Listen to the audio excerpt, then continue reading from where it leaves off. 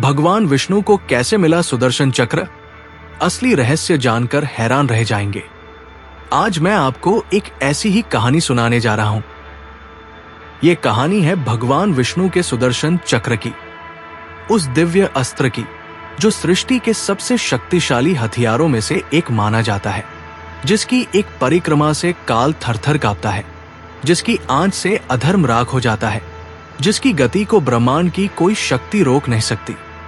लेकिन क्या आप जानते हैं कि यह चक्र भगवान विष्णु को कैसे मिला? इसके पीछे कौन सी तपस्या थी, कौन सा बलिदान था, कौन सा वरदान था? और सबसे बड़ा सवाल यह कि आखिर क्यों इस चक्र की रचना हुई? ये सिर्फ एक अस्त्र की कहानी नहीं है, ये धर्म की स्थापना की कहानी है। ये उस संकल्प की कहानी है जो विष्णु ने तब लिया था जब सृष्टि अंधकार में डूब रही थी। ये उस क्षण की कहानी है जब भगवान ने खुद अपनी सीमाओं से परे जाकर तपस्या की और समर्पण का ऐसा उदाहरण प्रस्तुत किया जिसे सुनकर देवता भी चकित रह गए। तो आइए आज मैं आपको उस युग में ले चलता हूं जब सृष्टि अभी पूरी तरह से आकार ले रही थी, जब देवता और असुर दोनों अपनी अपनी शक्तियों को परख रहे थे, जब धर्म और अधर्म का संघर्ष उस चरम पर था जहां एक निर्णायक शक्ति की आवश्यकता थी। नमस्कार प्यारे दर्शकों, मैं अर्जुन एक बार फिर आपका हार्दिक स्वागत करता हूं आपके अपने चैनल विद्या ज्ञान सागर में। दोस्तों, आज हम एक नई कहानी और एक नया वीडियो लेकर आपकी सेवा में उपस्थित हुए हैं। आज की कथा अत्यंत ज्ञानवर्धक और प्रेरणादायक है। कथा शुरू करने से पहले आपसे एक विनम्र निवेदन है। शास्त्रों में कहा गया है कि अधूरी छोड़ी गई कथा दुख और पाप का कारण बनती है, इसलिए इसे अंत तक अवश्य सुने।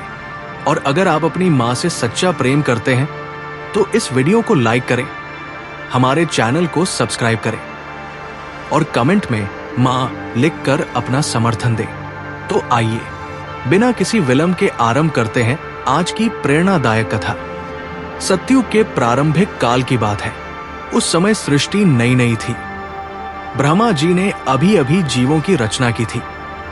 नदियां बह रही थी, पहाड़ खड़े थे, वन लहलहा रहे थे और आकाश में देवता विचरण कर रहे थे। सब कुछ सुंदर था, सब कुछ पवित्र था।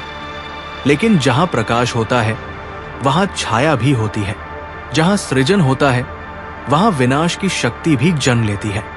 और उसी समय असुर लोक में एक ऐसी शक्ति उभर रही थी जो इस सुंदर सृष्टि को तहस-नहस कर देने का संकल्प लेकर बैठी थी।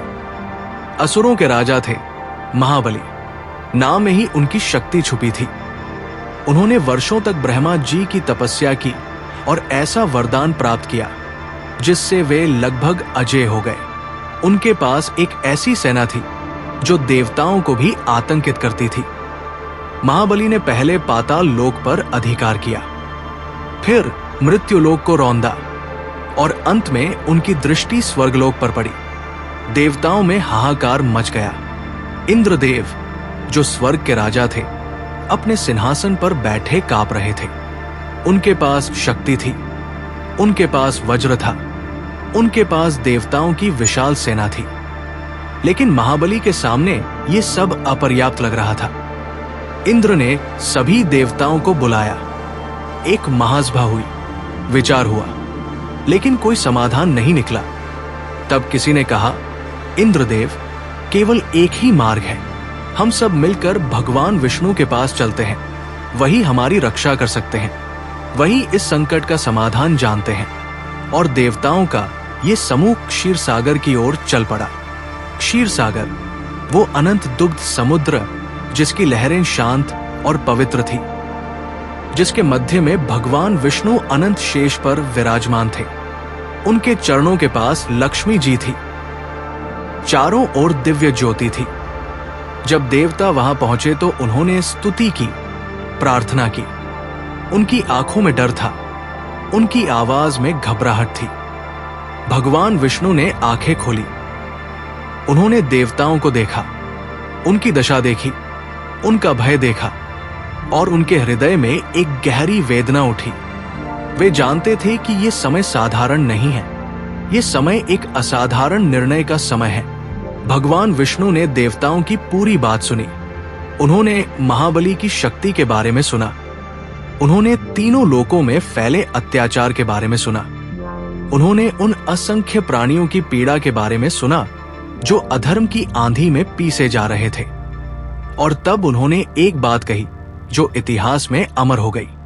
उन्होंने कहा, देवताओं, मैं सुन रहा हूं, मैं समझ रहा हूं, लेकिन इस समय मेरे पास जो अस्त्र है, जो शक्तियां हैं, वे इस संकट के लिए पर्याप्त नहीं है।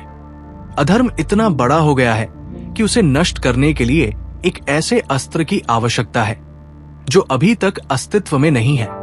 एक ऐसा अस्त्र जो समय और काल की सीमाओं से परे हो, जो धर्म की रक्षा का प्रतीक हो, जो एक बार छोड़ा जाए तो लक्ष्य को भेद कर ही वापस आए। देवता हैरान थे। इंद्र ने पूछा, प्रभु, तो फिर क्या किया जाए? ऐसा अस्त्र कहां से आएगा? भगवान विष्णु ने एक क्षण के लिए अपनी आंखें बंद की और फिर उन्होंने कहा, मैं तपस्या करूंगा। यह सुनकर सभी देवता स्तब्ध हो गए। भगवान विष्णु स्वयं तपस्या करेंगे?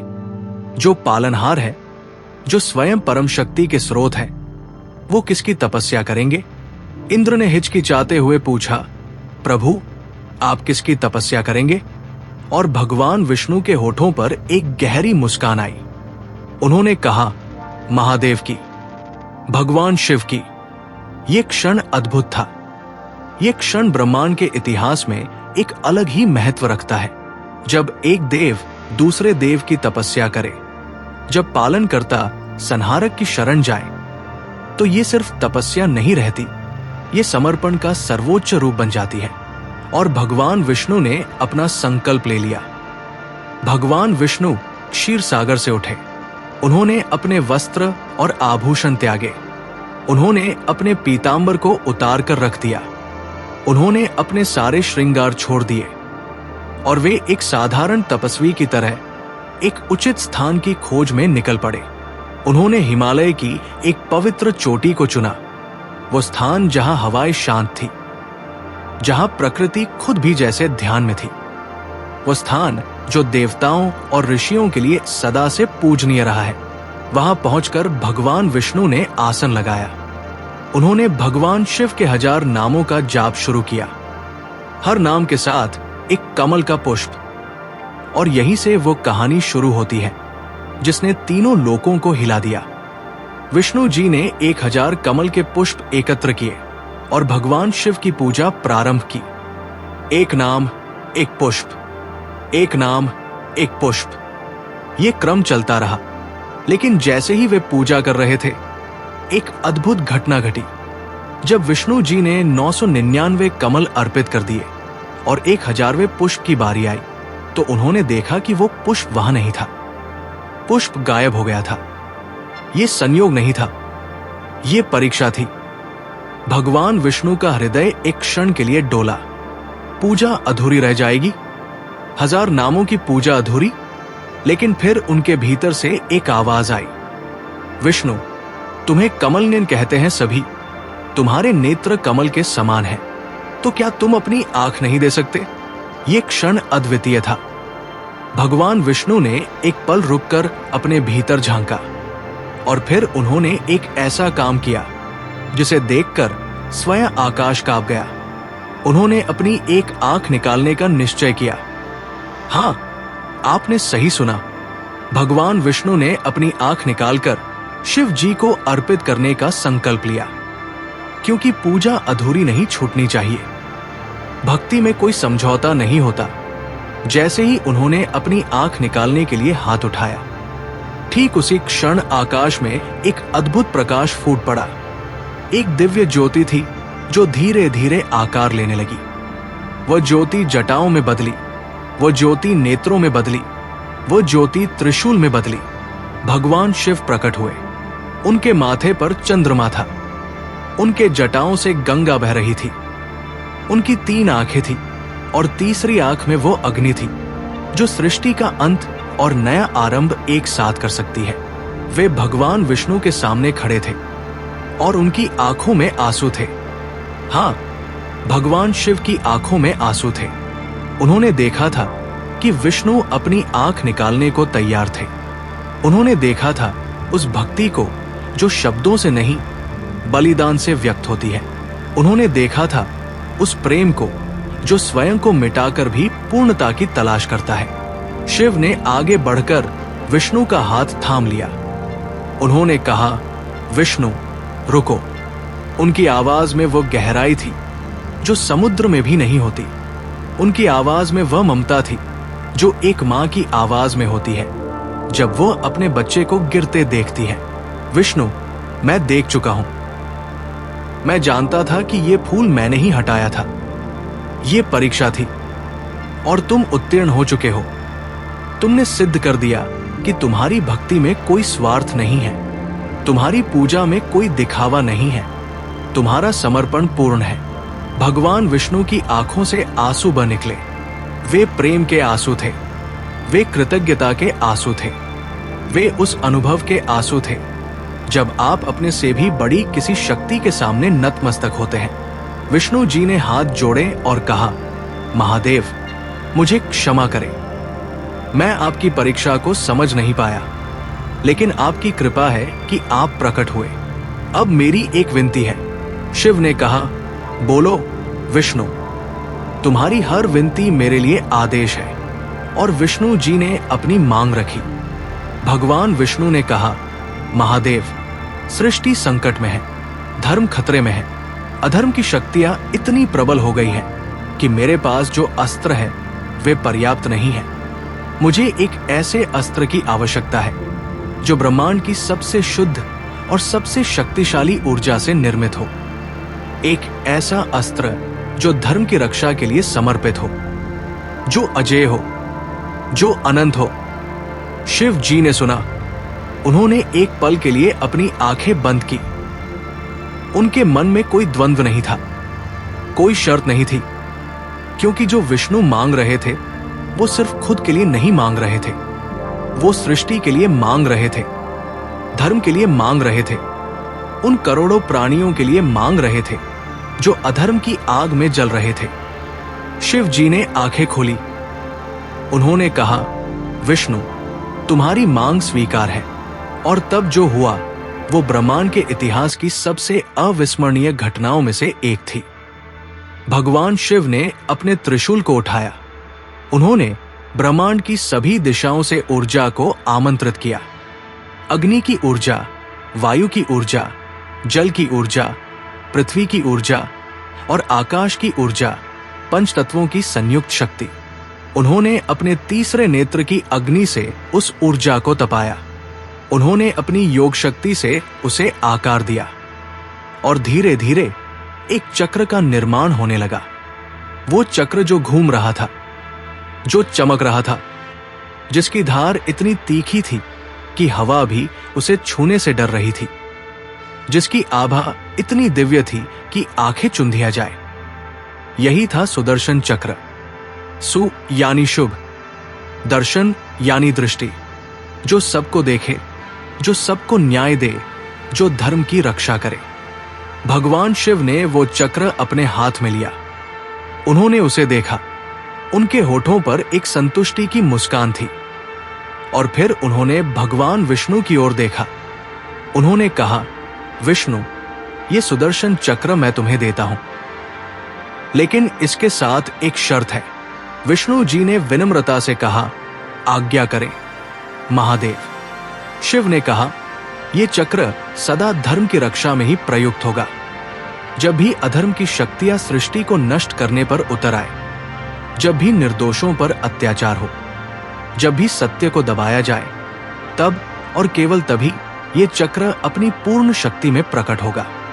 और जो अकारण स्वार्थ से या अहंकार से इसे चलाने की कोशिश करेगा, उसका स्वयं नाश होगा।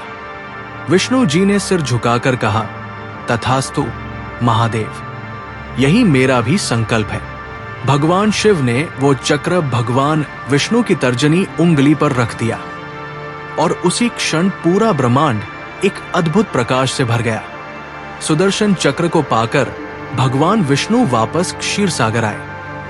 लेकिन जो चक्र उनकी उंगली पर था वो केवल एक अस्त्र नहीं था, वो एक चेतना था। वो सोचता था, वो समझता था, वो स्वयं निर्णय लेता था। जब कोई दुष्ट विष्णु जी पर हमला करता तो चक्र स्वयं उठ जाता। जब कोई निर्दोष की पुकार होती तो चक्र बेचैन हो उठता। ऋषियों ने इस चक्र के बारे में कई रहस्य बताए हैं। पहला रहस्य, सुदर्शन चक्र कभी लक्ष्य से नहीं चूकता। एक बार छोड़ा जाए तो ये तब तक वापस नहीं आता जब तक लक्ष्य को न भेद ले। ये भटकता नहीं, रुकता नहीं, थकता नहीं। दूसरा रहस्य, इसकी गति इतनी तेज है कि ये एक क्षण में ब्रह्मांड का चक्कर लगा सकता है। काल भी इसकी गति को मापने में असमर्थ है। तीसरा रहस्य, इसमें 12 आरे हैं जो 12 आदित्यों का प्रतिनिधित्व करते हैं। इसके 6 नाभि हैं जो 6 ऋतुओं का प्रतीक है, और इसका केंद्र वो बिंदु जहां से सारी शक्ति उत्पन्न होती है, वो स्वयं भगवान शिव की योग शक्ति है। चौथा रहस्य, ये चक्र केवल शरीर को नहीं काटता, ये कर्म को काटता है, ये संचित पापों को जलाता है। यही कारण है कि जब ये किसी दानव को काटता है तो वो मुक्त हो जाता है, उसके पाप भस्म हो जाते हैं। और पांचवा रहस्य, ये चक्र स्वयं भगवान विष्णु के संकल्प और समर्पण से निर्मित है। इसमें उनकी वो तपस्या समाई है, इसमें वह पल समाया है जब उन्होंने अपनी आंख निकालने का निश्चय किया था। इसलिए ये चक्र कभी धर्म के विरुद्ध नहीं जा सकता। ये उस सत्य का रक्षक है जिसके लिए इसे बनाया गया। अब बात करते हैं उस पहले महायुद्ध की जिसमें सुदर्शन चक्र ने अपनी पूर्ण शक्ति दिखाई। महाबली की सेना जब स्वर्ग पर चढ़ आई तो देवता घबरा गए। इंद्र ने विष्णु जी को पुकारा। विष्णु जी आए, उनके साथ गरुड़ था, उनके हाथ में अब सुदर्शन चक्र था। जब महाबली ने विष्णु जी को देखा तो वो नहीं डरा। उसे अपने वरदान पर घमंड था। उसे लगता था कि कोई भी उसे हरा नहीं सकता। उसने कहा, विष्णु, तुम भी देवताओं की ओर से लड़ने आए हो, तुम भी मेरी शक्ति नहीं जानते। मेरे पास ब्रह्मा का वरदान है, मुझे कोई नहीं हरा सकता। विष्णु जी मुस्कुराए। उन्होंने कहा, बलि, घमंड अच्छी बात नहीं है। शक्ति विनम्रता से और बड़ी होती है। वरदान मिलना भाग्य है, लेकिन उसका सदुपयोग करना धर्म है। तुमने शक्ति तो पाई, लेकिन धर्म को छोड़ दिया, और जो धर्म को छोड़ देता है उसकी शक्ति एक दिन उसी को लीलती है। महाबली क्रोधित हो गया।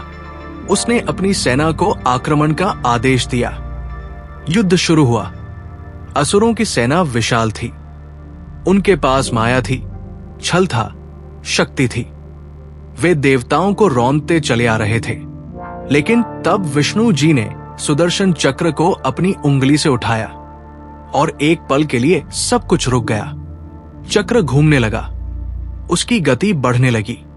उसकी आभा इतनी तेज हो गई कि असुरों की आंखें चुंधिया गई। जब विष्णु जी ने उसे छोड़ा तो वो प्रकाश की गति से महाबली की ओर बढ़ा। महाबली ने सोचा था कि उसके वरदान से वो बच जाएगा, लेकिन उसे ये नहीं पता था कि सुदर्शन चक्र वरदानों को नहीं देखता, वो केवल धर्म और अधर्म देखता है। चक्र ने अपना काम किया।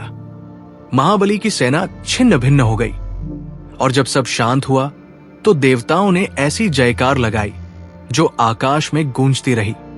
अब मैं ये कहानी समाप्त कर रहा हूं। तो अगली बार जब आपके जीवन में कोई कठिन परिस्थिति आए, जब आपको लगे कि सब कुछ खत्म हो रहा है, जब आपको लगे कि अंधकार जीत रहा है, तो उस पर्वत की चोटी को याद करें, उस देव को याद करें जो अपनी ही आंख निकालने को तैयार था, और उस चक्र को याद करें जो आज भी घूम रहा है, धर्म के लिए, सत्य के लिए, आपके लिए। जय विष्णु, जय सुदर्शन, जय महादेव।